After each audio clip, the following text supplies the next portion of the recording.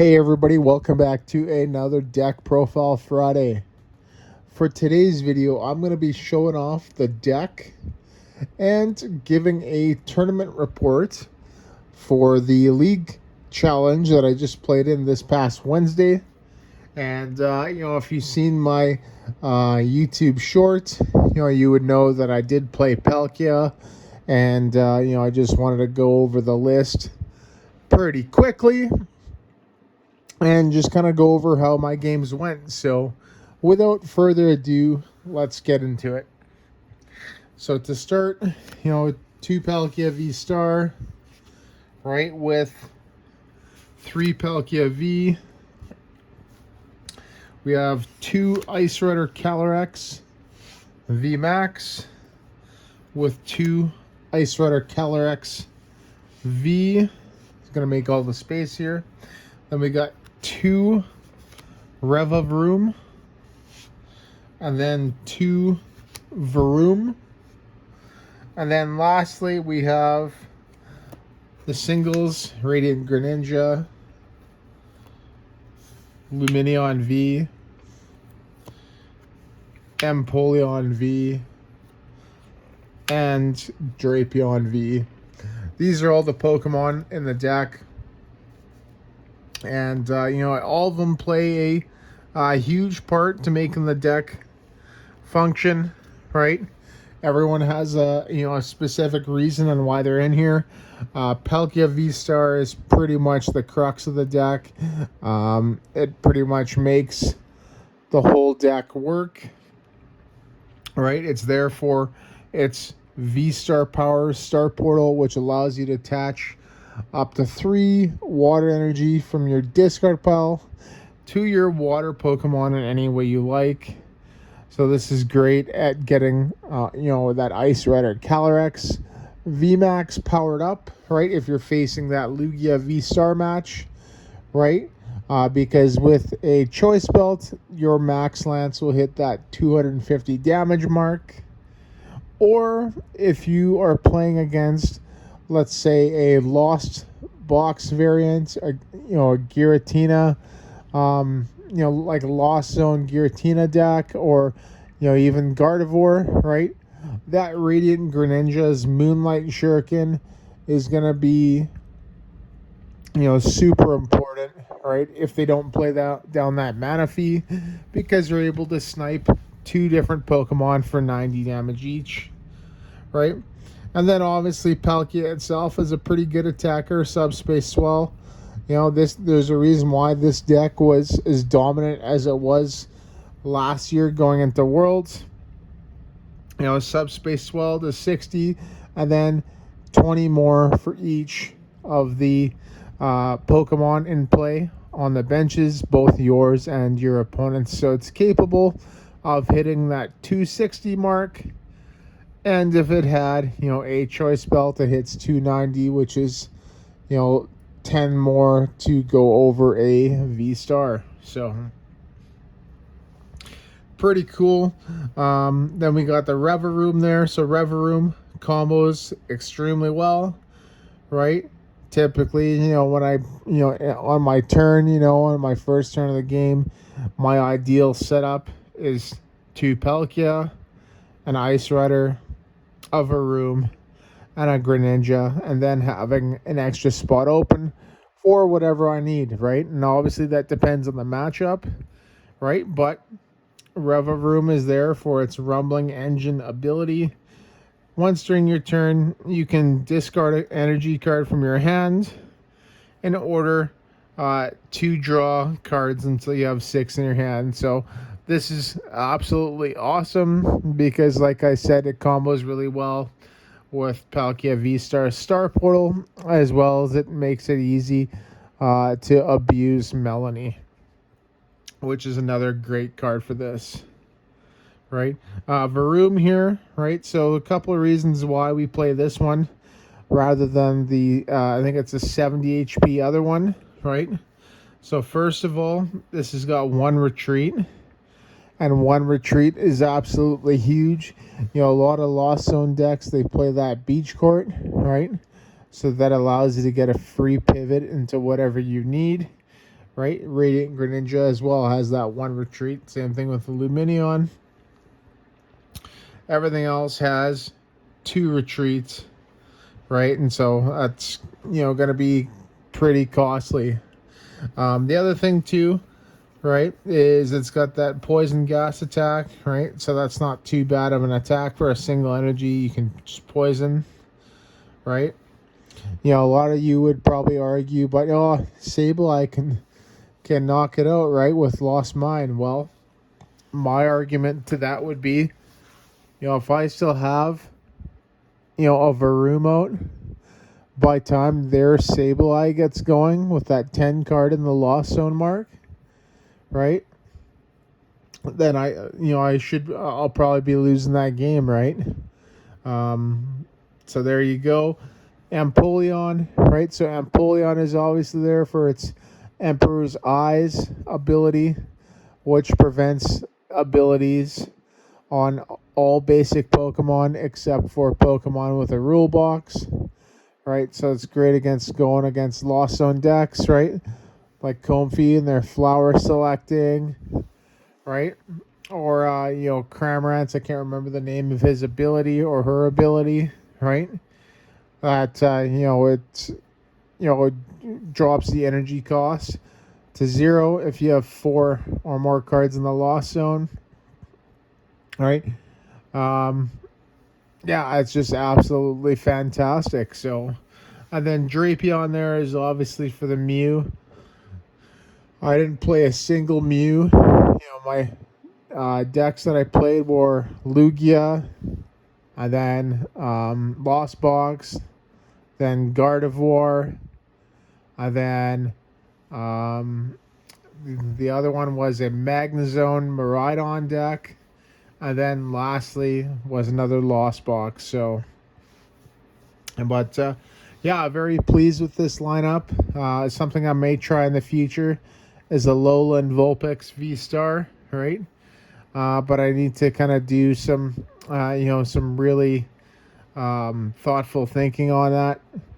Just with, where is this deck in today's meta? Is it better to have a little bit more offense in Ice Rider Calyrex VMax, or is it better to have a little bit more countering with a Lowland Vulpix V-Star? So, yeah, there you go, everybody. That is the Pokemon. So now we're going to get into the trainer cards, right? Now, the trainer cards are absolutely awesome. They're pretty much what makes, another huge portion of the deck. They're what makes it super consistent, right? And I'm extremely happy with these, right? I don't think I would have replaced anything either. But, to start, we got 3 bosses orders, right? We get that Gust. We got 3 Irida, right? I did have 4 in here, right? But 3, I actually dropped it to 3 because I wanted to make room for 1 Arven. And Arven is absolutely huge, right? Because you're able to get that tool that you need, as well as you can get that item card as well. We got 3 Melony, right? So Melony is awesome because it recurs, energy from the discard pile. And then we got an Arven, right? So this is really the 4th Irida. We get that tool and that item card. And then some more single supporters. We got a Judge, right? Some great little hand disruption. Professor's Research, right? The best draw card in the game. Raihan, this card has absolutely been, probably one of the MVP supporters of the weekend, or pardon me, of the week, right? This card has saved me so many times, but by being able to get that energy and then searching for another energy, like, it's so good. Roxanne, I've pulled off out of the 5 games because they're all single elimination, single match games, right? I pulled this card off probably twice out of 5 games, so that's really good. And then our stadiums, 2 Temple of Sinnoh, right? Another really good card. It completely stomps on Lugia. It completely stomps on Mew, right? I did have a beach card in here, right? But I think I figured a lot of Lost Box decks would be playing that, right? And I don't want to give them help. So I figured Temple of Sinnoh would probably be better. And, you know, it's a great Lugia counter as well as Mew. And then we got our item cards. So we got 4 Battle VIP. Another really good card. Searches out our basics. 4 Ultra Ball. Some more consistency, right? 4 Battle VIP. 4 Ultra Ball. And then to top that off, we got 3 Nest Ball, right? To make it even more consistent. That's awesome. We got 11 search cards there, right? So there's no reason why we shouldn't be setting up. You know, I set up perfectly in practically every single game that I played, right? I just drew dead after that initial setup and then in the games that I lost. So we got 2 Choice Belt, right? So this card here has been, you know, pretty good. It was really only helpful versus the Lugia because I'm able to hit that 280 pretty easily. If they have that VGuard Energy, you just Temple of Sinnoh Choice Belt at the precise time when you want to get that KO. All right. Could this have been a Defiance band? Probably. I think that would have probably helped me a lot more on the Lost Zone matchup and the Magnezone matchup, right? Because the Choice Belt doesn't work on Magnezone, right? Or any non-V Pokemon, right? So against Lost Box, that would have actually helped me getting that knockout. We do play double Escape Rope. So Escape Rope, I absolutely love this card in here. It has done so much for me. Especially when you combo it with Boss, right? Or you're able to, you know, get a nice retreat pivot. An energy search. We don't have Capacious Bucket anymore. So we got to play this. Searches out a water energy. Right? So really good. And, you know, you're able to grab it off Arven and Irida. Another great card. A single Hisuian Heavy Ball, right? We do play a bunch of single prize, probably not single prize, single copy Pokemon, right? We Drapion V is in our prizes when we're playing against Mew. Well, we go fetch it with this. And then lastly, a Lost Vacuum. This card actually wasn't too great for me this weekend, right? This card didn't really get used in as many clutch situations as I would have liked. I may actually end up dropping that for a 3rd stadium. That 3rd stadium, depending on what I'm playing, I may put it as a Path to the Peak, right? Or I may just drop it for another Pokemon, maybe another Empoleon V, and that way I can, you know, get my Escape Rope proof lock on Lost Box.